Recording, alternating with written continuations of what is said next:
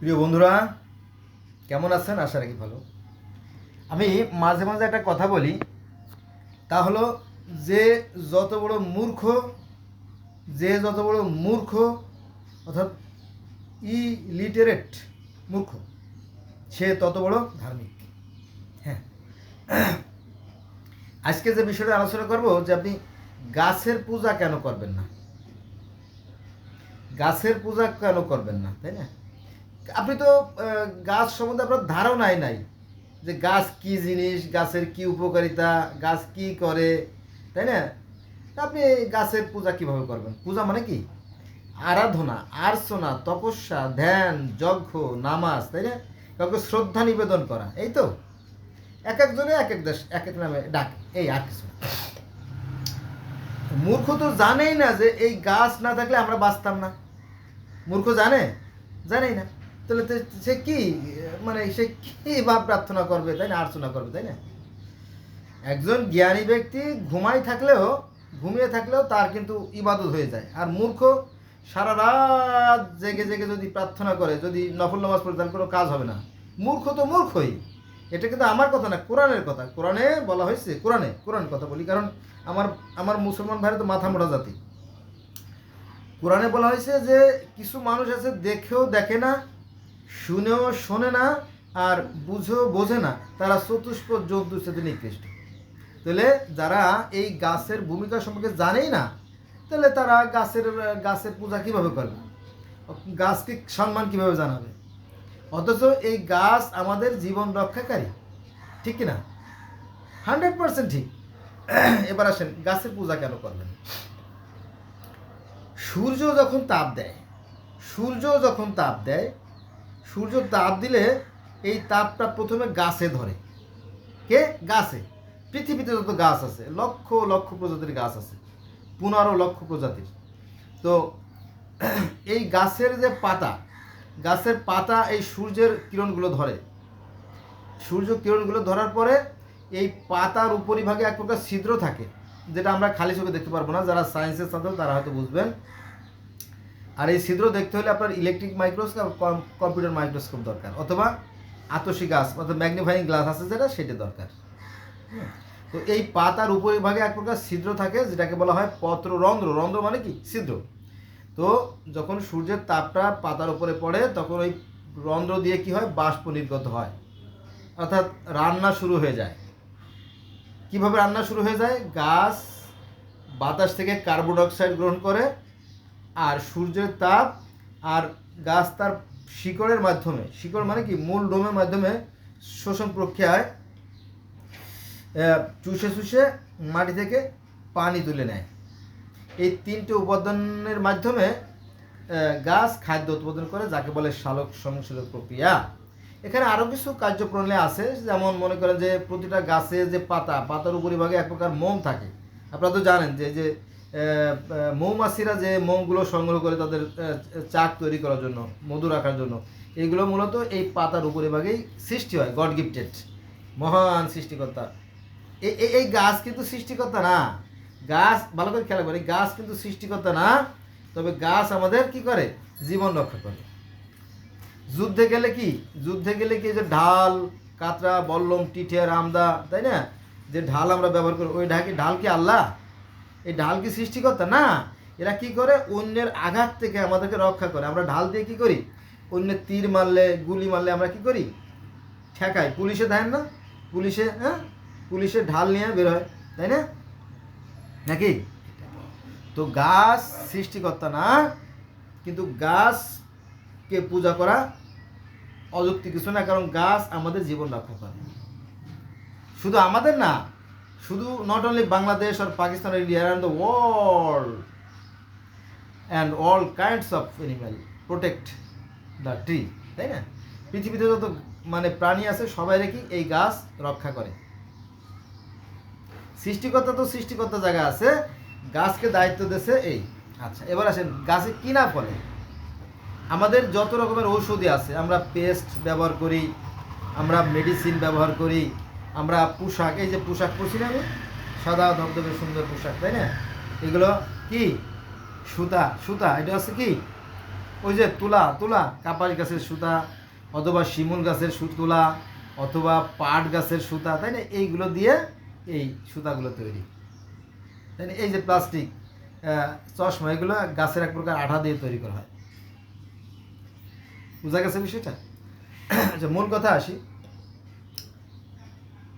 গাছের সবচেয়ে গুরুত্বপূর্ণ ভূমিকা হচ্ছে যে গাছ যখন সালোক সংশ্লেষণ প্রক্রিয়া ঘটায়, অর্থাৎ যখন সে খাদ্য উৎপাদন করে, তখন সে কি করে, কার্বন ডাই অক্সাইড গ্রহণ করে এবং অক্সিজেন ছেড়ে দেয়। আর এই গাছে যে অক্সিজেন ছেড়ে দেয়, এটার মূল্য অনেক অনেক বেশি। কারণ গাছ যে অক্সিজেন ছেড়ে দেয়, এই অক্সিজেনটা পৃথিবীতে যত মাছ আছে, সমস্ত মাছে এই গাছের দেওয়া অক্সিজেন ভোগ করে। পৃথিবীতে যত প্রাণী আছে, যত পাখি আছে, কীট পতঙ্গ আছে, তারা এই গাছের দেয়া অক্সিজেন ভোগ করে। এবং আমরা মানুষেরা, সর্বোপরি আমরা মানুষেরা, যত পৃথিবীতে যত মানুষ আছি, 800 কোটি বা 900 কোটি মানুষ, এই মানুষেরা আমরা সেই গাছের দেয়া অক্সিজেন আমরা কি নিঃশ্বাস নিয়েই প্রতি মুহূর্ত আমরা বেঁচে থাকি। আর এই বেঁচে থাকার প্রেরণা জায়গায় কি, এই গাছ। তবে গাছ কি ঈশ্বর? না, গাছ ঈশ্বর না। এটা হচ্ছে গড গিফটেড একটা প্রসেস, একটা সিস্টেম। বাচ্চা, ছোট ছোট বাচ্চা আছে না, ওই শুনারে ছোট ছোট বাচ্চা, এই ছোট ছোট বাচ্চাদেরকে তো আপনি ভাত দেন, তাহলে খাইতে পারবে? গলায় আটকে মারা যাবে। তাহলে আমরা কি করি? ছোট ছোট বাচ্চাদের জন্য দুধ খাওয়াই, লিকুইড খাওয়াই, তাই না? হরলিক্স খাওয়াই, মালটোবা খাওয়াই, তারপরে ভাতের কণাটাকেই আমরা সুজি বানাই, তাই না? ওই হালা বলে, আমাদের গ্রাম অঞ্চলে হালা বলে, হালা বানায়, সুজি বানাই বানাই বাচ্চারা খাওয়ায়। গ্রামের যারা দামি দুধ কিনতে পারে না, হ্যাঁ, সুজি বানায় খাওয়ায়, হয় না? তাহলে এই যে সুজি, এই যে সুজি আমরা খাই, বা ভাত খাই, ডাল খাই, চাল খাই, লবণ খাই, তেল খাই। তেলও কিন্তু আসে কিসের থেকে? আসে আপনার ওই যে ভেন্না গাছ থেকে, সরিষা গাছ থেকে, পাম গাছ থেকে, তাই না? সব কিছুর মূলে এই গাছ। এই জিনিসটা সবাই বুঝতে পারে না, তারা মূর্খ। আমি আগেই বলছি যে যত বড় মূর্খ সে তত বড় ধার্মিক। হ্যাঁ, মূর্খ।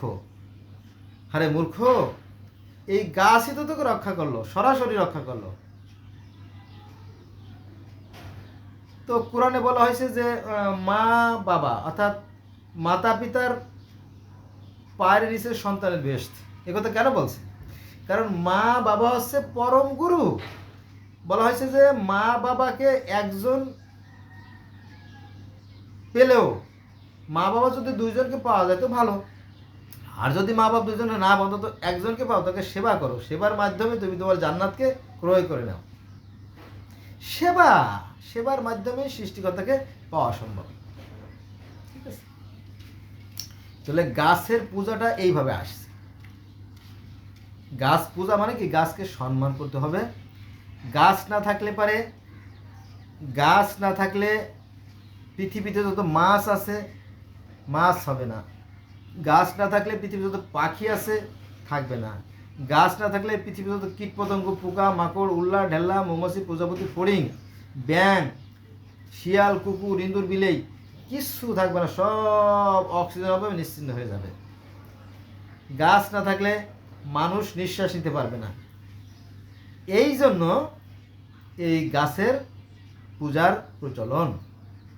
পূজা মানে এই গাছ যে ভগবান, এই গাছ যে ঈশ্বর, আল্লাহ যে নারায়ণ, এই গাছ যে গোবিন্দ, এই গাছ যে ইলা, এই গাছ যে রব, এই গাছ যে আল্লাহ, এই গাছ যে খুদা, তা না। গাছের অনেক ভূমিকা আছে।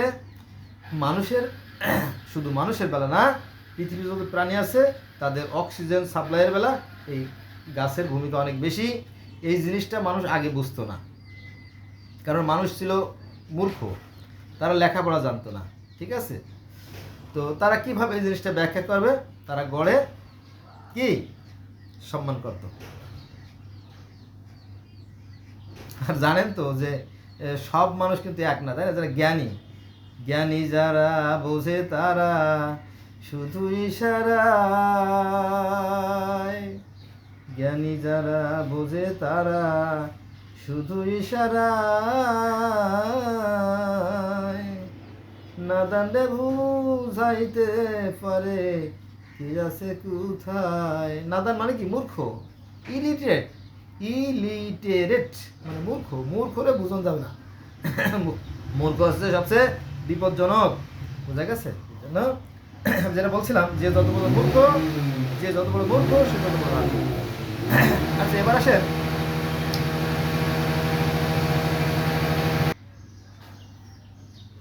আজ থেকে বহু বছর আগে বিজ্ঞানীরা বলতেছে যে, এটাকে আমার কথা না, কিন্তু মাইন্ড করবেন না, মাইন্ড করলে পরে সাইন করতে পারবে না।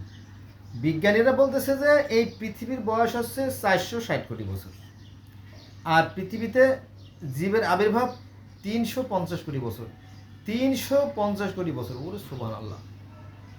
আর পৃথিবীতে জীবের আবির্ভাব, মানে জীব তো আসলো, মানুষের আবির্ভাব 80 লক্ষ বছর, 50 লক্ষ বছর, 30 লক্ষ বছর, আর 25 লক্ষ বছর আপনাকে মানতেই হবে। কারণ প্রত্নতত্ত্ববিদরা যে সমস্ত তথ্য উপাত্ত সংগ্রহ করছে, তারা প্রমাণ করে যে এর আগেও পৃথিবীতে মানুষ ছিল। আর ইসলাম ধর্মে বলা হয় যে পৃথিবীতে মানুষের আবির্ভাব কত?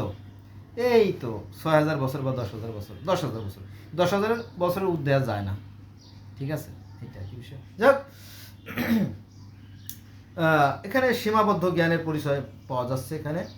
কারণ কি জানেন, ব্যাঙ থাকে কোথায়? কুয়ায়। ছোটো ছোটো যে ডুবা, নালা, কুয়া, সেখানে ব্যাঙ থাকে। হ্যাঁ, এই ব্যাঙে যদি আপনি মনে করেন যে আমি ইলিশ মাছ চাষ করব, ইলিশ মাছ কখনোই কিন্তু ওই কুয়ায় থাকে না। আর আপনি যদি চেষ্টা করেন যে আমি কিছু ইলিশের বাচ্চা এনে এখানে চাষ করব, সেগুলো কিন্তু ফলবে না। ঠিক আছে, কি বিষয় এটা বুঝতে হবে। এখানে অনেক রহস্য রয়ে গেছে জ্ঞানীদের জন্য আর কি। তো সেই যে আজ থেকে 25,000 বছর আগে, তখনও কিন্তু মানুষের মধ্যে ধর্মচিন্তা ছিল। তারা দলবদ্ধভাবে বসবাস করত। তারা একটা অঞ্চলে শিকার করার পরে আস্তে আস্তে ওই এলাকার পশুরা যখন ভয় পেয়ে যেত বা দূরে চলে যেত, তখন তারা আবার ওই স্থান ত্যাগ করে আর একটা স্থানে চলে যেত। সেখানে তারা আবার নতুন করে বসতি স্থাপন করতো। আর তখন তারা ঘর বাড়ি তৈরি করতে পারতো না, তারা ওই পাহাড়ের গুহা, তারপরে আপনার মাটির গর্ত, হ্যাঁ, গাছের কোটর, এইভাবে তারা বসবাস করত। হ্যাঁ, তারপরে তারা লোহার ব্যবহার করতো না, পাথর ভেঙে ভেঙে পাথর দিয়ে তারা অস্ত্র তৈরি করে শিকার করত। এই ছিল মানুষের জীবনের প্রথম শুরু। আপনারা গান শুনছেন না? অনেক অনেক দিন আগের কথা, যখন মানুষ আগুনের ব্যবহার জানতো না, কাঁচা মাংস খেত আর খেয়ে জীবন বাঁচাতো, কোনো কিছুই তারা রাখতো না। তাই না? আগুনই তো নাই, তার রাঁধবে কি? তাই না? কাঁচা খেত। আর এটা যুক্তিসঙ্গত, বিজ্ঞানসম্মত কথা। সময়ের পরিবর্তনের সাথে যখন মানুষ আগুনের ব্যবহার শিখলো, এবং আগুন যারা জ্বালিয়ে রাখতো তাদেরকে সবাই কী করতো? ভগবান তুল্য মনে করতো। ওরে সর্বনাশ, আগুন! আগুন এমন এক জিনিস, আগুনে যা দেওয়া যায় খাবার তাই স্বাদ হয়ে যায়। কি এক জাদুকরি ব্যাপার স্যাপার, তাই না? এই আগুন দেখলে হাতি, বাঘ, সিংহ, সাপ, শিয়াল, কুকুর সব পালায় যায়। আগুনকে তারা খুবই সম্মান করতো। এবং যারা আগুনকে জ্বালিয়ে রাখতো তাদের সম্মানের তো কোনো শেষই ছিল না। তারা 24 ঘন্টা আগুন জ্বালিয়ে রাখতো, এরকম ছিল। সে অনেক আগের কথা। এইভাবে আর এই ধর্মচিন্তা তো ছিলই। আজ থেকে 25 লক্ষ বছর আগে ধর্মচিন্তা ছিল, এবং গোত্রপতি ছিল। তাদের গ্রুপের মধ্যে একটা দলপতি থাকতো, তাদেরকে সবাই সম্মান করতো এবং তার নির্দেশ সবাই মেনে চলতো। এবং তাদের মধ্যে এরকম একটা ধারণা ছিল যে এই যে বিশ্ব ব্রহ্মাণ্ড সম্বন্ধে ধারণা ছিল না। এই যে চন্দ্র, সূর্য, গ্রহ, নক্ষত্র, দিন রাত, জোয়ার ভাটা, ঋতু পরিবর্তন, সকাল সন্ধ্যা, এগুলোর পিছনে একটা কারণ আছে, কারণ আছে। এর পিছনে কেউ একজন কলকাঠি নাড়তেছে। এইভাবে তারা একজন সৃষ্টিকর্তাকে তারা মানত। বুঝা গেছে? ও এর আগে বললাম কিসের কথা? গাছের কথা। গাছ যদি অক্সিজেন না দেয় তাহলে পৃথিবীর সমস্ত প্রাণীকুল নিশ্চিন্ন হয়ে যাবে। এখনো তাই। তো যেটা বলছিলাম, সূর্যের তাপের কারণে এই যে আপনার নদী, নালা, খাল, বিল, হাওড়, বাওড়, পুকুর, জলাশয় ডুবায়। আপনার এক প্রকার প্লাস কটন, এক প্রকার শ্যাওলা, এক প্রকার গুমলো, ঘাস, জানে তো, তাই না? কুচুরিপানা বা অন্য যে ডোলকলমি, এই জাতীয় অনেক শ্যাওলা, এই জাতীয় যে উপাদানগুলো জন্ম নেয়, ওইগুলো আবার মাছে খায়, ছোটো ছোটো মাছে খায়। সেই ছোটো মাছগুলোর বড় মাছ খায়, বড় মাছগুলো আরেকটু বড় মাছ খায়, আরেকটু বড় মাছ খায়, আরেকটু বড় মাছ খায়। এইভাবে সৃষ্টির পদ্ধতি দ্বারা টিকে আছে। এটাই সৃষ্টিকর্তার বিধান। এটা মনে করেন না যে মাছের মধ্যে শয়তান আছে, গাছের মধ্যে শয়তান আছে, তা না। এটা হচ্ছে সৃষ্টিকর্তার বিধান, ঠিক আছে। তো এই গাছের ভূমিকা অনস্বীকার্য, খুবই গুরুত্বপূর্ণ। হ্যাঁ, গাছ না থাকলে কোনো মানুষ বেঁচে থাকতে পারবে না। যেদিন গাছ থাকবে না পৃথিবীর সমস্ত মানুষ মরে একেবারে নিশ্চিহ্ন হয়ে যাবে। বুঝা গেছে? এই জন্য গাছের পূজা করে। পূজা মানে কি? সম্মান করে। এটা বহু আগে থেকে চলে আসছে। এবার আসেন, ওই যে বললাম যে আজ থেকে 25 লক্ষ বছর আগে যারা গোত্রপতি ছিল, দলপতি ছিল, তাদের মধ্যে কিন্তু ভালো লোকও ছিল। যারা ভালো ছিল তাদেরকে ভালোদেরকে সম্মান করা হতো, আর যারা যোগ্যতায় দুর্বল তাদের তো আর সম্মান কম, তাই না? যেমন আমরা জানি যে হযরত নূহ আলাইহিস সালামের যে 4 পুত্র ছিল, তার মধ্যে একজন ছিল, তাই না, একটু বেয়াড়া। তো তার থেকে পৃথিবীতে প্রথম এই মূর্তি পূজার প্রচলন শুরু হয়। যেমন এক ব্যক্তি খুবই ছিল, জ্ঞানী ছিল, তার কথা সবাই সম্মান করত, তাকে উপঢৌকন দিত। উপঢৌকন মানে কি? আপনার যে বিভিন্ন ধরনের উপহার, যেমন আমরা মাজারে নিয়ে যাই বিভিন্ন উপহার, ওরকম কি উপহার দিত। তো উনি হঠাৎ করে মারা গেছে। মারা যাওয়ার পরে ওই যে উপঢৌকনগুলো, যে উপহার সামগ্রীগুলো আসতো, সেটা বন্ধ হয়ে গেছে। বন্ধ হয়ে যাওয়ার পরে তারপর ওরা চিন্তা করলো যে মুশকিল, আমরা এভাবে যদি খাবার না আসে তাহলে তো আমাদের খাওয়া বন্ধ হয়ে যাবে। তখন তারা কি করলো? তারা তার মতো করে, অর্থাৎ যে মারা গেছে তার মতো করে একটা আকৃতি তৈরি করলো, মানুষ তৈরি করলো, ঠিক আছে। এইভাবে প্রথম মূর্তি পূজার প্রচলন শুরু হয়। এটা আছে। এখন এই যে মহামানব, যারা মহামানব, তাদেরকে স্মরণীয় ও বরণীয় করে রাখার জন্য কিন্তু এই মূর্তির প্রচলন শুরু হয়েছিল। তার মানে এটা কিন্তু কোনো ঈশ্বরও না, আল্লাহ না, সৃষ্টিকর্তা না, ভগবান না। এরা হচ্ছে কি? সৃষ্টিকর্তার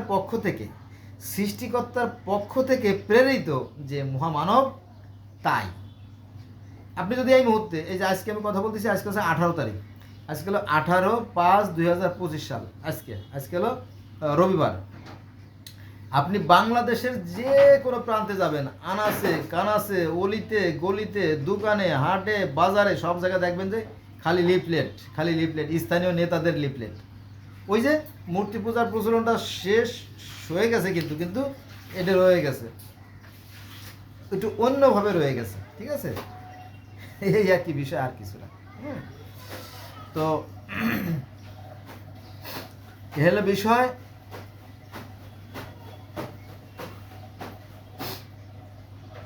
সৃষ্টিকর্তা হচ্ছে অবিনশ্বর, তার কোনো ক্ষয় নাই, তার কোনো লয় নাই, তার কোনো বিলীন নাই, তার কোনো ধ্বংস নাই, তার কোনো জন্ম নাই, তার কোনো মৃত্যু নাই।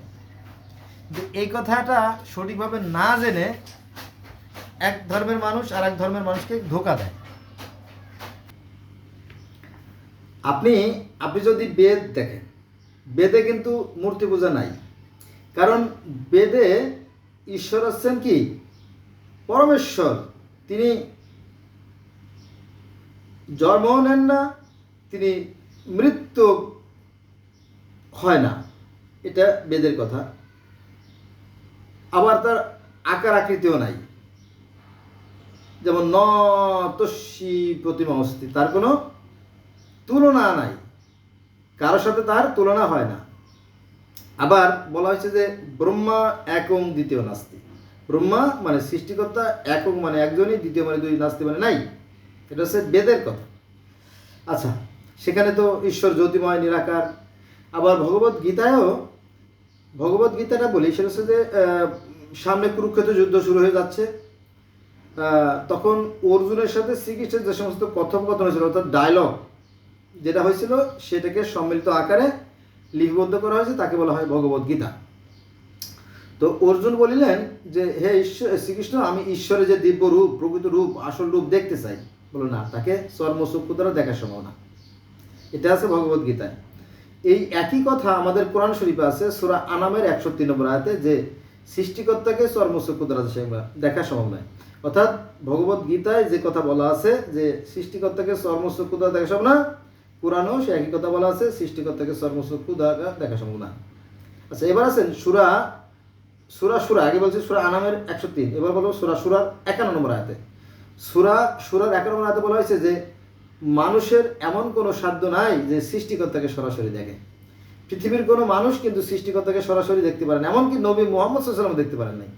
তিনি দেখছেন একটা আলো, তাও কি 70,000 পর্দার মধ্যে থেকে, এরকমটি। বোঝা গেছে বিষয়টা? তাহলে ওই একই তো কথা, বেদ, গীতা, কোরআন তো একই কথা বলতেছে, কিন্তু ওই যে বললাম যে যত বড় মূর্খ সে তত বড় ধার্মিক, এইগুলো নিয়ে তারা পেঁচায়। হ্যাঁ, এই তো 3-4 জুম্মা আগে আমি একবার মসজিদে গেলাম, নামাজ পড়তেছিলাম। তো হুজুরকে আমরা সম্মান করি, যে হুজুরের আমরা পূজা করি, যে হুজুরের জন্য আমরা গাছের প্রথম নারকেলটা, গাছের প্রথম বেলটা, গাছের প্রথম তালটা, গাছের প্রথম লাউডা, গাছের প্রথম কুমড়াটা মানে মুরগিতে 22টা বাচ্চা দিছে, 24টা বাচ্চা বসাই দিয়েছিল মা, 2টা বাচ্চা মারা গেছে, 22টা। তো প্রথম যে 22টা বাচ্চা বের হলো, তার মধ্যে থেকে একটা বাচ্চা বড় হলে আমরা হুজুরে দিয়ে দিলাম, হুজুর এটা নিয়ে খায়েন, তাই না? তো যে হুজুরকে আমরা এত শ্রদ্ধা করি, সেই হুজুর যে মসজিদের মেম্বারের সামনে দাঁড়াইয়ে মিথ্যে কথা বলতেছে কি জানে? সে নিজে জানে না, জানলে সে বলতো না, আর পিছনে যারা আছে তারা তো জানেই না বিষয়টা। বুঝা গেছে বিষয়টা? কি বলতেছে জানেন? আমি 100% সত্য বলতেছি। আমার তো একদম মরতে হবে, আমার তো, তাই না, জবাবদিহি করতে হবে, যেহেতু আপনারা শুনতেছেন। এই হুজুর বলতেছে যে এই হিন্দুরা 12 মাসে 13 ভগবানের পূজা করে। এটা কে বলছে? এটা কি গেতে আছে, বেদে আছে? নাই তো, ভণ্ডামি। ঠিক আছে? এভাবে মানুষের সাথে মানুষের হিংসা, বিদ্বেষ, ঘৃণা থেকে ধর্মের সৃষ্টি হয়েছে। বুঝা গেছে বিষয়টা? তো আসুন, সবচেয়ে বড় কথা কি জানেন? সৃষ্টিকর্তার বিধানের কোনো পরিবর্তন নাই। সৃষ্টিকর্তা যিনি, মানে সৃষ্টি শক্তি, তো সৃষ্টি শক্তির কোনো বিধানে পরিণয়, পৃথিবীতে সমানভাবে তিনি সবাইকে করেন, মানে দায়িত্ব পালন করেন। আর তা হচ্ছে পৃথিবীর প্রত্যেকটা মানুষকে সমানভাবে আলো, খাদ্য, আহার, জ্ঞান সব কিছু বর্ণন করেন। কিন্তু এই বিষয়টা ঢেকে রেখে লুকোচুরি খেলা হয় ধর্মের ক্ষেত্রে আর কি। ঠিক আছে? যদি আমরা এগুলো লুকোচুরি না খেলতাম, তাহলে পৃথিবীটা আরও সুন্দর হতো, আরও রঙিন হতো, আরও মধুময় হতো, আমাদের জীবন হতো আরও উন্নত, আরও সমৃদ্ধ। ঠিক আছে? এটা একই বিষয়।